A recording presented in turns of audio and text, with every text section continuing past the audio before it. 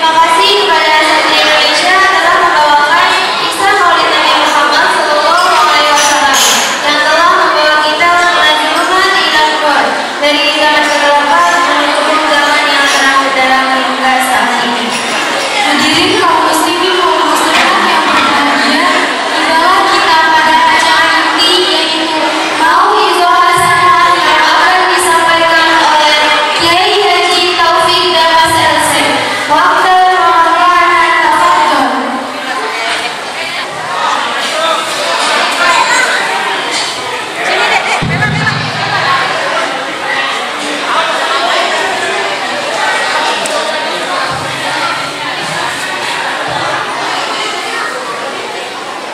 Assalamualaikum warahmatullahi wabarakatuh.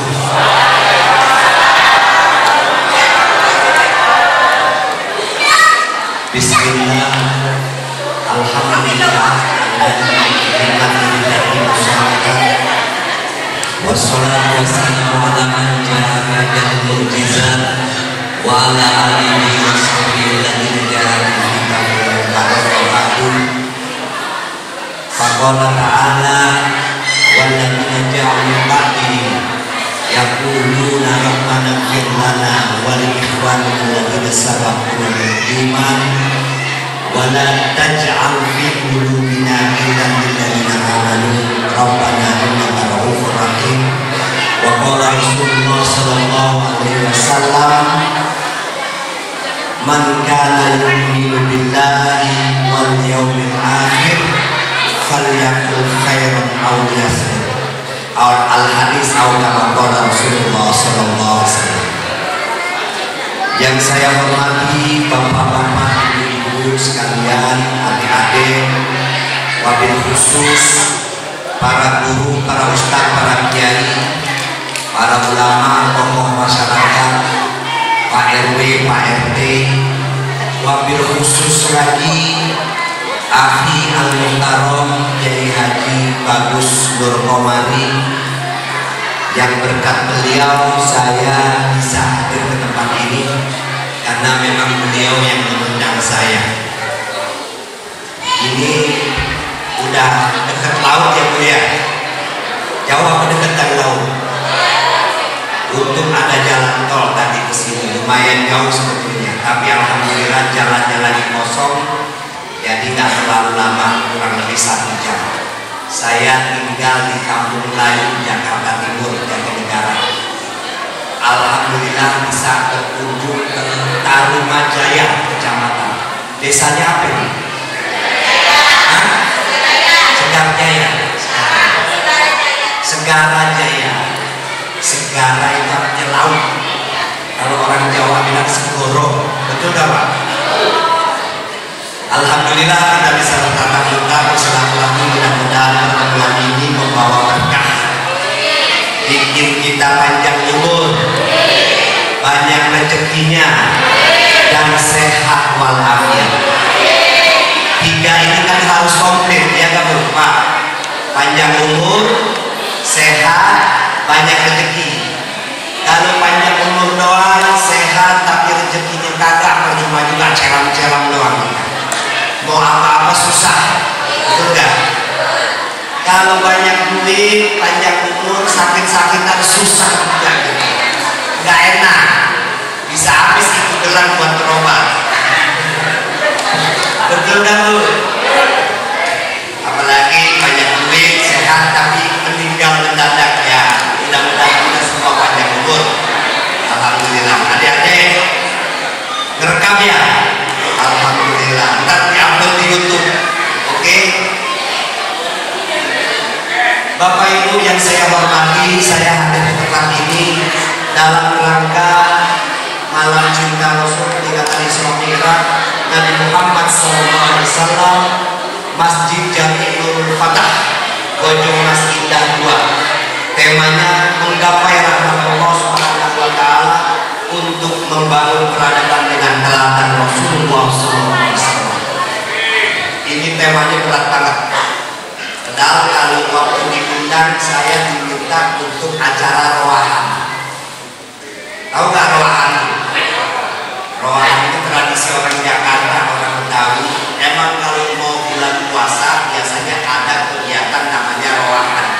Rawahan ini asal katanya dari ruh, jamaknya arwah. Tujuannya apa? Mendoakan orang-orang yang sudah meninggal dunia. Kalau ibu bapak masih punya orang tua, alhamdulillah. Kalau yang sudah meninggal dunia, cara kita berbakti kepada mereka, kita kirim doa, kita kirim yasin, fatihah, lengkap yang kita kirim yang namanya tahlilan. Betul tidak? Sampai ke pahalanya sampai. Kalau ada orang yang nggak sampai, urusan dia, gitu. Karena orang-orang soleh, Pak, orang tua kita yang soleh ini sekarang adanya di alam barzakh. Tahu alam barzakh tuh? Ada yang pernah main ke alam barzakh? Nggak ada. Yang main ke alam barzakh pun udah nggak banyak lagi. Nah, orang yang udah meninggal dunia sekarang ada di alam barzakh. Kalau mereka orang-orang soleh, mereka itu lagi bahagia bercengkrama dengan kawan-kawannya yang sudah meninggal dunia juga. Saling bercerita tentang apa yang pernah mereka alami di muka bumi. Di tempat yang indah, yang tenang, kagak panas, kagak hujan. Pohonnya rindang, aromanya wangi. Bahagia mereka kalau orang-orang soleh. Kalau orang-orang jahat, banyak maksiat, nggak bahagia. Karena udah dapat persekot untuk disiksa di neraka. Nah, orang tua kita mudah-mudahan semuanya orang-orang soleh dan soleha. Jadi lagi duduk bareng-bareng cengkrama, anaknya pada roahan, baca tahlilan. Tahlilan yang dibaca apa? Fatihah, Yasin, awal Baqarah, ayat kursi, akhir Baqarah, Muawwidzatain, Al-Ikhlas, tahmid, tasbih, takbir, doa, sholawat dan seterusnya, semuanya dikirim. Allahumma taqabbal wa ausil sawaba ma qara'nahu ila hadratil nabi. Kita sebutin namanya satu persatu orang tua kita sampai. Jadi mereka lagi bercengkrama karena kita roahan, kurir datang kepada mereka. Paket. Di sini suka kurir masuk kan? Paketnya bukan sepatu, bukan baju, bukan kerudung. Paketnya adalah pahala dari bacaan-bacaan yang kita baca bersama-sama, kita kirimkan untuk mereka. Alhamdulillah. Orang yang anaknya pada nggak tahlilan sedih, Pak, karena nggak dapat paket. Betul tidak? Sama-sama sudah di alam barzakh sama-sama enak karena sama-sama orang soleh. Tapi yang anaknya nggak pada tahlilan nggak dapat paket. Enaknya dia dong. Anak saya kan rajin tahlil, mau puasa bikin ruangan, betul tidak? Jadi dapat paket dulu, kiriman pahalanya nggak putus-putus. Nah, mereka yang tidak anaknya tidak tahlil dan lain sebagainya, akhirnya dibagi juga, Pak. Dibagi juga, cuma namanya orang yang tahlil sedikit, betul tidak? Karena kita waktu doa juga ada kalimat lil muslimina wal muslimah. Jadi dapat juga, alhamdulillah. Itulah manfaat kita mendoakan orang tua kita yang sudah meninggal dunia. Udah diminta berkat aja ya. Itu tasnya kecil muat tapi belum bisa. Kalau acara begini mau tas yang gede, yang pada masuk semua. Buat anak di rumah. Biasa istri saya juga begitu. Jadi cara kita berbakti kepada orang tua yang sudah meninggal dunia, dia tahlilan. Kalau orang tua yang masih hidup, dia kita kasih dia apa yang dia inginkan. Pengen makan enak kita beliin, pengen jalan kemana kita anterin. Itu cara kita berbakti kepada orang tua. Ada dua caranya. Kalau masih hidup, dengan membahagiakan mereka. Kalau mereka sudah meninggal dunia, maka kita doain, kita mohonkan ampunan dari Allah kepada untuk mereka. Kita kirimin pahala. Kalau bisa, kalau punya rezeki umroh badal buat orang tua yang sudah meninggal dunia. Idul Adha potong kambing, niatkan pahala buat orang tua kita yang sudah meninggal dunia. Bu, Ibu, saya mau cerita ini. Bu, dulu di zaman Nabi ada dua orang sahabat Nabi yang sangat akrab. Bu, dua orang sahabat Nabi akrab banget, kemana-mana dia berdua. Kalau ibaratnya hidup di zaman sekarang, dia ke masjid bareng, dia ngaji bareng, dia kerja di pasar bareng, sama-sama orang soleh. Namanya Auf bin Malik dan Sa'ad bin Jusam.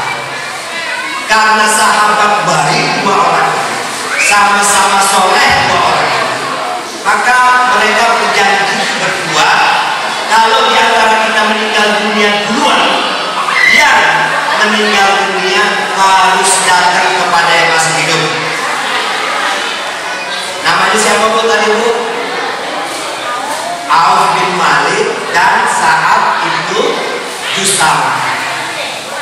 Kebetulan yang meninggal dunia duluan yang bernama Sa'ad bin Jusam. Sa'ad ini orangnya ganteng, kulitnya putih, rambutnya hitam, ganteng. Auf juga ganteng, sama-sama bersih.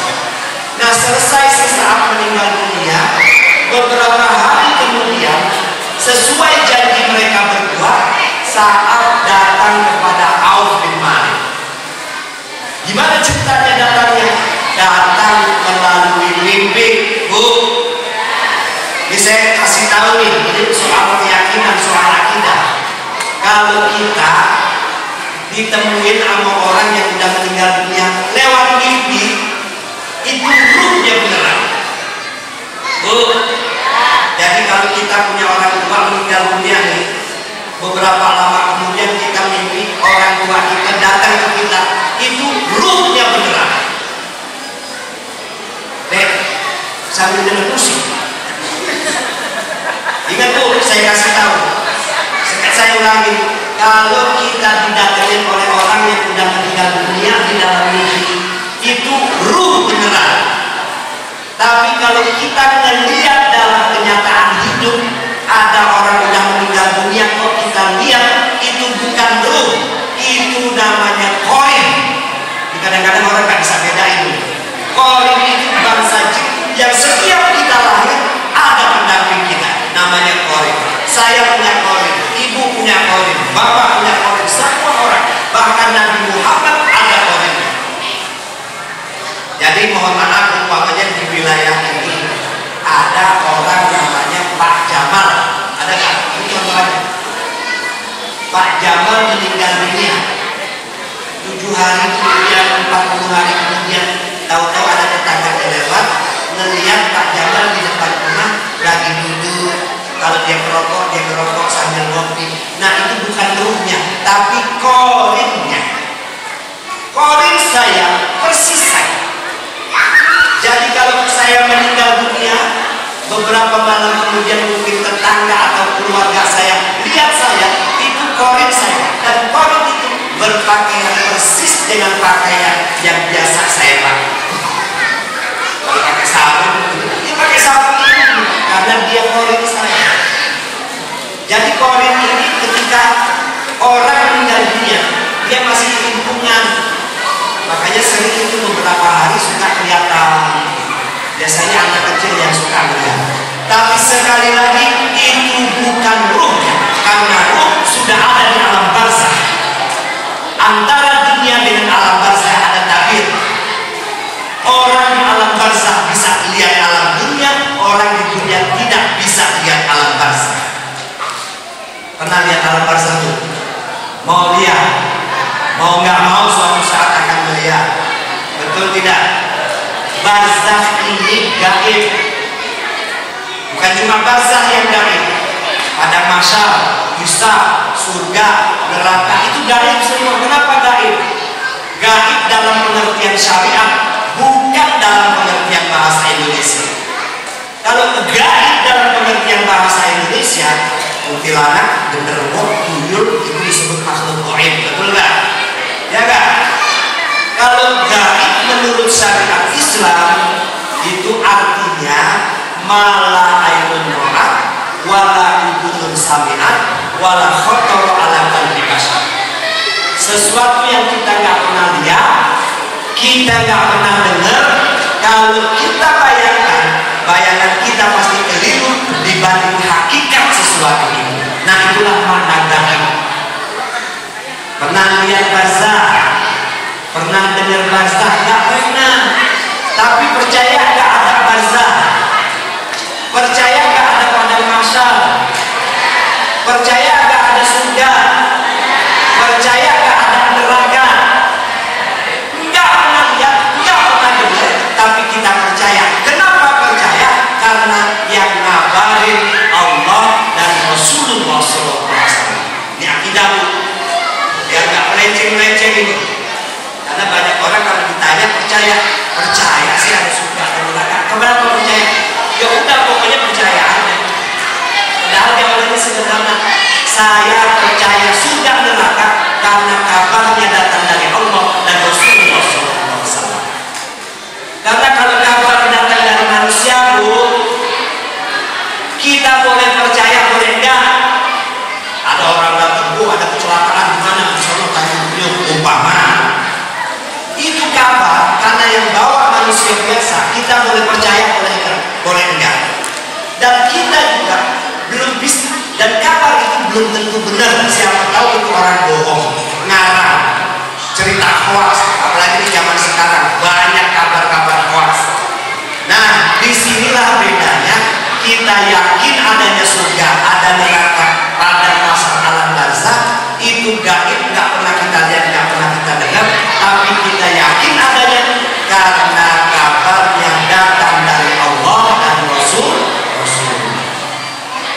Makanya tanda orang bertakwa itu yang pertama adalah alladzina yu'minuna bil ghaib, orang-orang yang percaya pada yang gaib.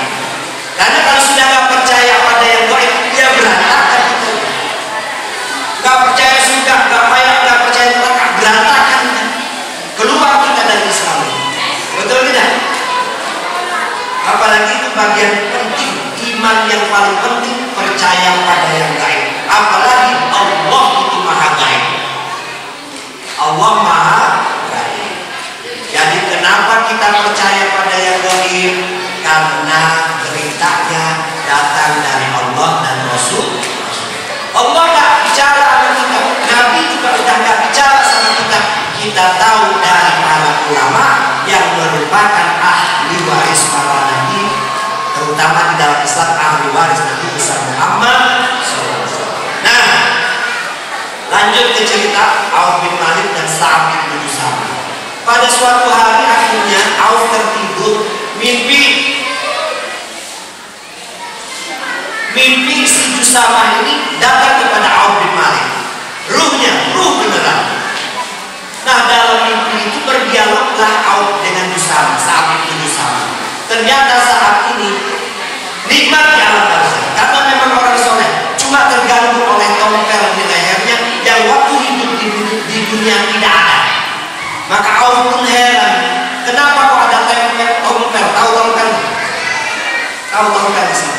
Kalau orang Jawa Timur bilang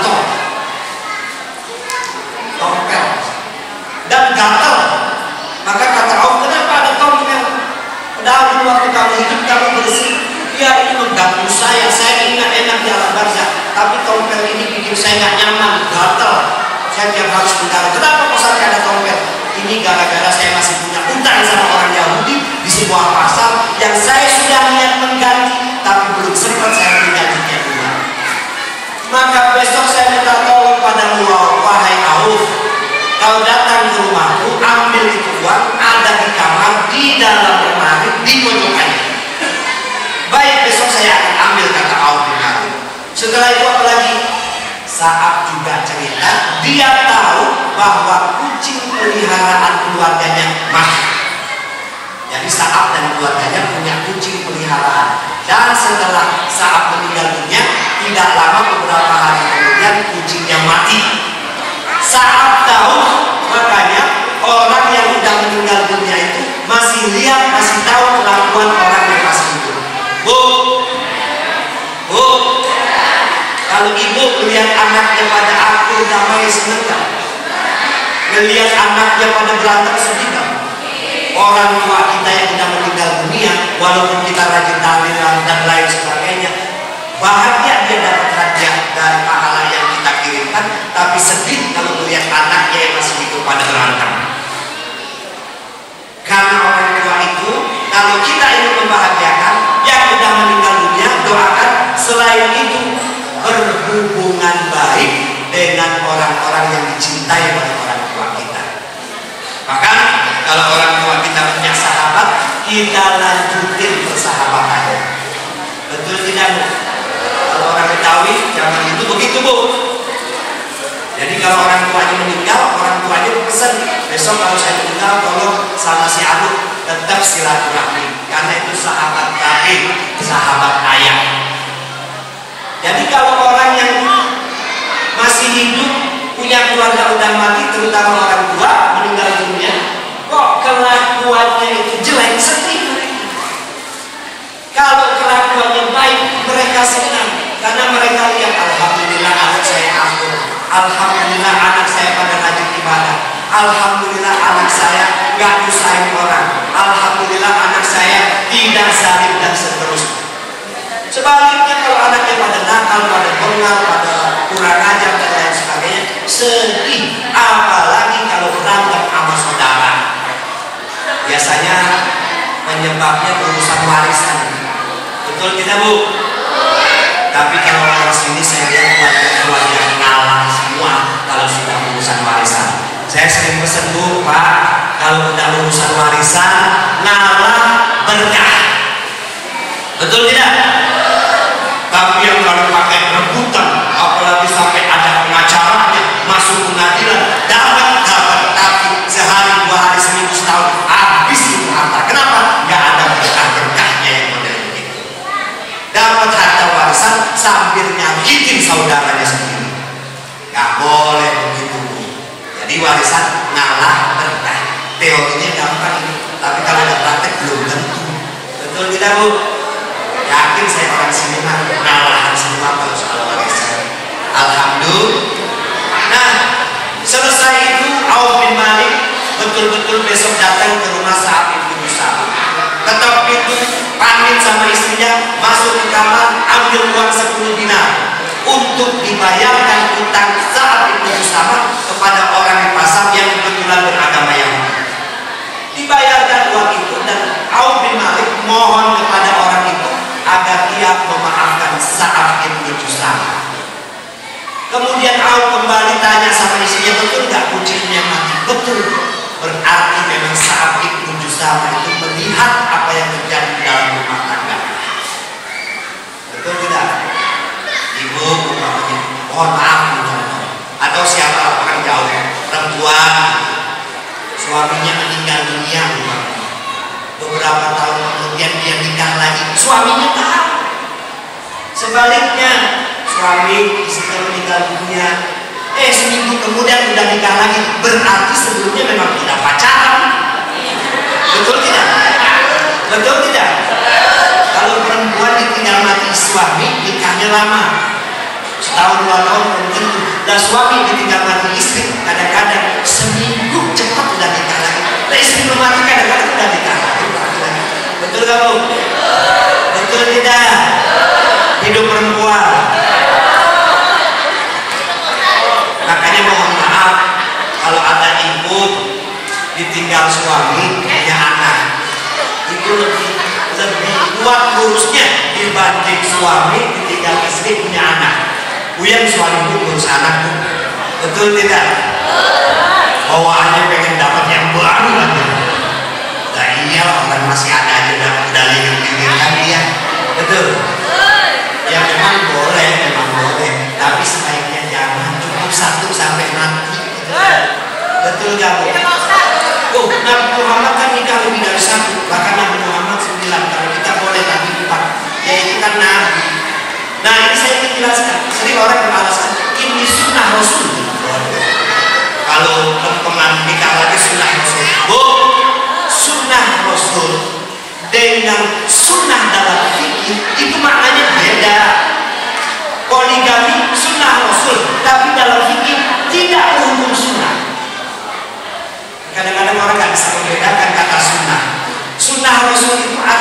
memang dilakukan oleh Nabi, itu namanya sunnah. Yang dilakukan oleh Nabi itu namanya sunnah Rasul. Nabi puasa Senin Kamis sunnah Rasul. Gitu. Dan memang saat puasa Senin Kamis kemudian berhukum sunnah. Tapi kalau poligami sunnah Rasul, dalam fikih tidak berhukum sunnah. Hukumnya hanya mubah. Itu pun kalau dalam keadaan terpaksa. Ini istri masih sehat, tiap pagi masakin air, minum kopi, nyiapin sarapan, pulang disambut, istrinya dandan, dia menambah lagi. Itu mah bukan alasan. Emang pengen nambah. Betul kan lu? Nambah saya lain. Ya bu. Jangan, karena lebih baik satu sampai meninggal, sampai kakek nenek punya cucu, dan di akhirat ketemu lagi sama-sama. Alhamdulillah. Jadi kesimpulannya bu, dari apa yang saya ceritakan tentang Auf bin Malik dan Sa'ab bin Jusama, pertama, kalau kita rajin ibadah, kita punya dosa sama Allah, kita istighfar mohon ampun, Allah pasti ampuni. Tapi dosa kita sama manusia selama belum kita selesaikan, di akhirat pasti jadi tanggungan. Maka kata Nabi Muhammad, bahkan di akhirat itu nanti ada orang bangkrut. Bangkrut kenapa?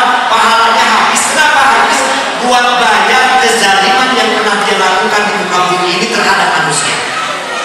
Jadi pas dihisab, dicek, puasa bagus, sholat bagus, umroh pernah 3 kali, haji pernah, sedekah ada. Oh, udah pede nih, mau masuk surga. Kata malaikat, ditahan dulu. Kenapa emang malaikat? No, lihat orang baris. Dulu pernah kamu sakiti, dulu pernah kau zalimi, dulu pernah kau pinjam uang, kau tipu, dan lain sebagainya. Apalagi yang korupsi itu, waduh, korbannya banyak banget itu yang korupsi. Betul nggak? Yang korupsi itu korbannya banyak banget. Nanti kita di akhirat itu koruptor kita tuntut itu. Betul tidak? Di dunia dia bisa ngakal-ngakali begitu. Korupsinya miliaran. Oh, hukumnya cuma berapa tahun, enak banget kalau begitu. Betul tidak?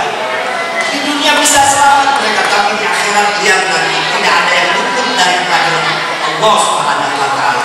Jadi meskipun sholatnya rajin, bahkan dia bikin masjid, tapi kalau zalim sama manusia, bisa habis itu pahalanya, diambil untuk dibayarkan kepada orang yang pernah disakiti.